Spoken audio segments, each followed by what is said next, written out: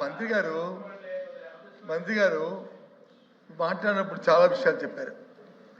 దయచేసి అధికారులని మీరు ఒకసారి అయిపోయిన తర్వాత ఒకసారి పరిశీలించుకోమండి. మీరు చెప్పిన మాటలో 99% ఆనాటి ప్రభుత్వం ఐసీపీ ప్రభుత్వంలో మా తాలూకు అధ్యక్షుడు జరిగిన సమావేశంలో అవన్నీ కూడా ఇంప్లిమెంట్ చేశాం. ఇప్పుడు చేయవలసింది ఏంటంటే ప్రభుత్వం అనేది కంటిన్యూ ప్రాసెస్. ఆ రోజు జీతాలు పెంచుతాము, జనవరిలో మీటింగ్ జరిగింది కాబట్టి, మరి ఏప్రిల్ ఎలక్షన్ ఉన్నాయి కాబట్టి ఈ 3 నెలల తర్వాత వచ్చే ప్రభుత్వం ఎదురుస్తున్నా మేము పెంచుతామని చెప్పి హామీ రాసిచ్చాము.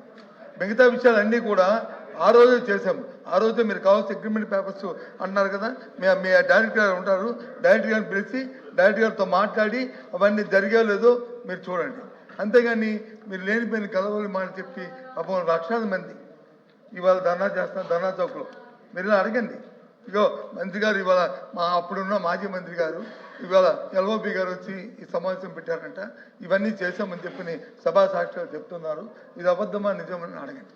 అప్పుడు మీ అధికారులు అడగండి. కానీ దయచేసి అధ్యక్ష, మంత్రి గారు వచ్చి సభను తప్పుతో పట్టిస్తున్నారు. పేదవాళ్ళని అంగన్వాడీ గురించి వచ్చి మీరు ఈ విషయమైన విధానం మాట్లాడుతున్నారు. వాళ్ళ కోసం వాళ్ళకి న్యాయం చేస్తారా చేయరు సూటిగా అడిగారు. ఏదైతే ఆ రోజు జరిగిన అగ్రిమెంట్ని మీరు కొనసాగిస్తారా లేదా అని. లేదు మేము కొనసాగించాం, మా గవర్నమెంట్ పాలసీ ఇది, ఆ ప్రకారం ఇవి ఇంతే ఇస్తాము అని చెప్పండి, మేము ఒప్పుకుంటాం, వాళ్ళు తెలుస్తుంది. అంతేగాని అసలు విషయాన్ని వచ్చి మప్పు పెట్టి అసలు ఆమె అడిగిన క్వశ్చన్ గురించి సమాధానం చెప్పమంటా లేదని చెప్పి దయచేసి ఆ విషయం ఏది ఆ విషయం చెప్పారా? ఏది అగ్రిమెంట్ కొనసాగిస్తాము, జీతాలు పెంచుతాము విషయం చెప్పారా? మంత్రి గారు అగ్రిమెంట్ లేదని చెప్తున్నారు. అగ్రిమెంట్ ఉంటే ఇమ్మంటున్నారు. అది అందుకనే అగ్రిమెంట్ లేదని ఏదైతే మీరు చెప్పారో దానికి మీ అధికారులు అడగండి. దానికి నిరసనగా దానికి అమ్మా కొద్దిగా దయచేసి సమయం పాటించండి.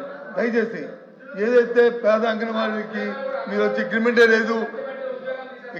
లేదు ఇదే ఈ విషయంలో లేదు, ఇవన్నీ మేము చేసామని మీరు చెప్తున్న సచిదూరం ఆరోపణలకి ఏదైతే అగ్రిమెంట్ లేదనే మాటకి ఇవాళ మీరు వహించాలని కోరుతూ అంగన్వాడీల పట్ల ఉన్న సానుభూతితో వారు చేస్తున్న కృషికి వాళ్ళకి జీతాలు డిమాండ్ చేస్తూ మేము మీ ప్రభుత్వం ఇటు పరిస్థితులను కూడా అంగన్వాడీ న్యాయం చేయదనే రీతిలో మేము వచ్చి ఈ సభ నుంచి వాకౌట్ చేస్తాం. అధ్యక్ష